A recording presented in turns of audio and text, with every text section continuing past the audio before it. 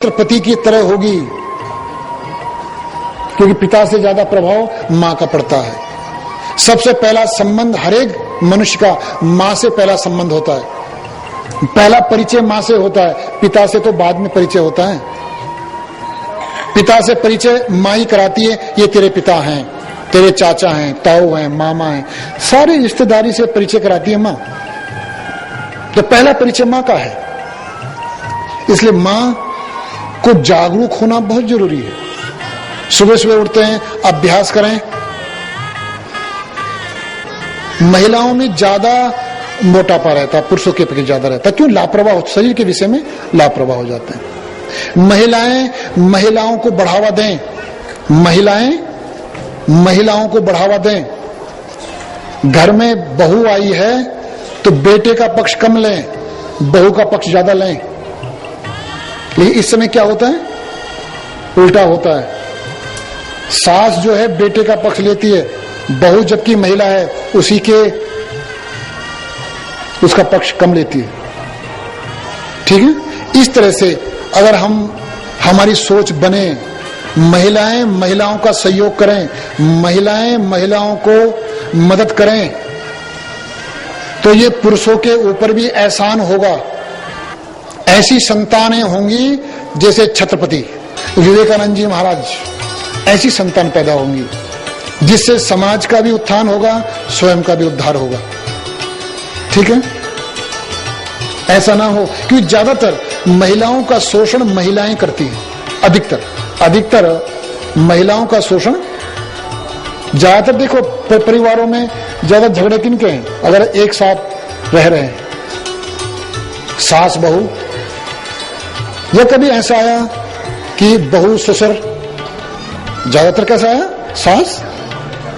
दोनों महिलाएं हैं, एक दूसरे का शोषण कर रही हैं। सास कह रही है मैं कैसे इसका शोषण करूं, बहू कह रही है मैं कैसे शोषण करूं। दोनों कर रही है शोषण। और जो पुरुष है वो आराम से मजे ले रहा है, देख रहा है, ठीक है। पिता भी अलग अपने बेटे के साथ। पिता ने कहा बेटे से, समझा, बेटा कह रहा लड़ने दो, हमको हमारे क्या जाए। ठीक है? इसलिए हम कहते हैं महिलाओं को ज्यादा जागरूक होना पड़ेगा। कल हमसे पूछ रहे थे हमसे कि लोकसभा में 33% आरक्षण महिलाओं के लिए करने का प्रयास कर रहे हैं, क्या आपके विचार से ठीक है? कल हमसे पूछ रहे थे। हमने कहा 33% आरक्षण महिलाओं पर अत्याचार है।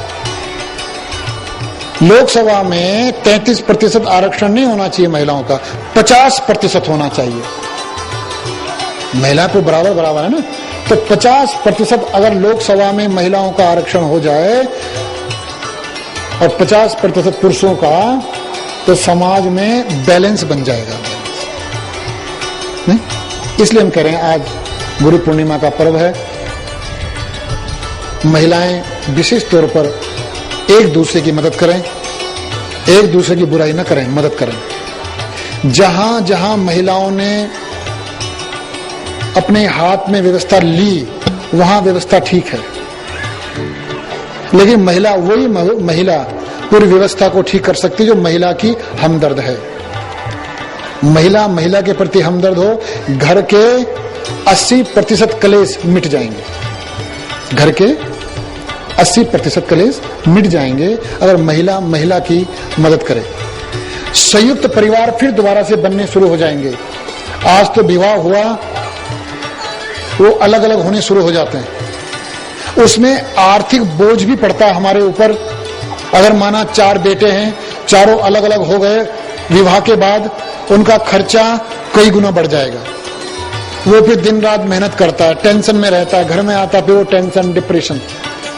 अगर दोबारा से संयुक्त परिवार हो जाए तो संयुक्त परिवार की जो आधार है वो महिला है। पुरुष तो बाहर रहता है, कोई खेती कर रहा है, बिजनेस कर रहा है, नौकरी कर रहा है, बाहर है ज्यादातर। घर में ज्यादा महिलाएं हैं। महिलाएं संयुक्त परिवार की रीढ़ है, रीढ़ की हड्डी। अगर महिला का पक्ष लेने लग जाएं, हमदर्द हो जाएं, संयुक्त परिवार फिर दोबारा से बनने शुरू हो जाएंगे। हमारे देश से गरीबी कम होनी शुरू हो जाएगी। हमारे देश से गरीबी, जैसे 4 भाई का परिवार है, 4 भाई के परिवार में अगर हम थोक से ला रहे हैं सब्जी, वो सस्ती पड़ेगी। एक छोटा सा उदाहरण दे रहे हैं, और हम सब्जी ला रहे हैं तो वो अगर हम 1-1 किलो ला रहे हैं सामान, वो महंगा पड़ेगा, या जो हम थोक में ला रहे हैं वो महंगा पड़ेगा। सोचो, अब जब हम संयुक्त रूप में रहने लग जाएं, हम जगह माना 4 भाई हैं, चारों एक ही चूल्हे में खाना बन रहा है चारों का, तो वहां हमारी आर्थिक हालत भी मजबूत होगी। हम गरीबी से थोड़ा ऊपर उठेंगे। और खाना घर में बचता नहीं, 2 हैं मियाँ बीबी, 2 हैं खाना बनाने, खाना बच गया, 6 दिन तक वो फ्रिज में रहता है, फ्रिज में बैक्टीरिया हो गया, वो फिर खाना खाया, रोगी हो गए, डॉक्टर के पास, रोगी हो गए, डिप्रेशन भी होगा, टेंशन होगा, घर में कलेश नहीं। तो इसलिए संयुक्त परिवार सबसे सुंदर परिवार है। इससे हमारा सामाजिक स्तर भी बढ़ता है, हमारा धार्मिक स्तर भी बढ़ता है। संयुक्त परिवार है, संयुक्त परिवार में अभ्यास कर रहे हैं सुबह सुबह साथ बैठकर, उसका प्रभाव अलग है। इसलिए हम कह रहे हैं महिलाओं को अगर इस क्रांति में साथ देना है तो पहले महिला का साथ दे, पहले महिला के प्रति हमदर्द हो, तो देखना एक ऐसे समाज की रचना जिसका हमारा स्वप्न है, जो हमारी कल्पना है कि एक ऐसे समाज की आधारशिला रखें जो आर्थिक तौर पर, मानसिक तौर पर, धार्मिक तौर पर उन्नत हो। और यह असंभव नहीं है, यह हो सकता है। और पुरुषों को, महिलाएं तो हमारी बात मान भी जाएंगी, क्यों? महिलाओं पर मूछें नहीं होती। और पुरुषों की ज्यादा लड़ाई किसकी है? मूछों की लड़ाई। इसलिए परमात्मा ने पुरुषों को मूछें दे दी, संकेत दिया। पुरुष के अंदर अहंकार ज्यादा है, और मूछें भी ऐसी मूछें नहीं है जो स्थायी हो, अस्थायी मूछें हैं। कैसे मतलब? जो अपने से कमजोर है, शारीरिक तौर पर, आर्थिक तौर पर अगर कमजोर है, उसके सामने मूछें रहेंगी कैसी? 10:10। जो अपने से कमजोर है उसके सामने हमारी मूछें रहती है 10:10। जो हमारे बराबर है उसके सामने हमारी मूछें रहती है 3:15। 3:15 समझते हो? और जो हमसे जरा बाहुबल में, पैसे में है, तो कितनी रहेगी? 5:25। ये तीन रूप होते हैं हमारे। पुरुषों को भक्ति करना कठिन होता है, इसलिए पुरुषों को गुरु के चक्कर काटने पड़ते हैं। महिला तो चाहे साल में एक बार गुरु पूर्णिमा में ही दर्शन कर लें, कोई दिक्कत नहीं, उनके लिए जरूरी नहीं है। उनके लिए तो यह है, नाम लिया, अभ्यास सीखा, तो भले ही ना आए दोबारा।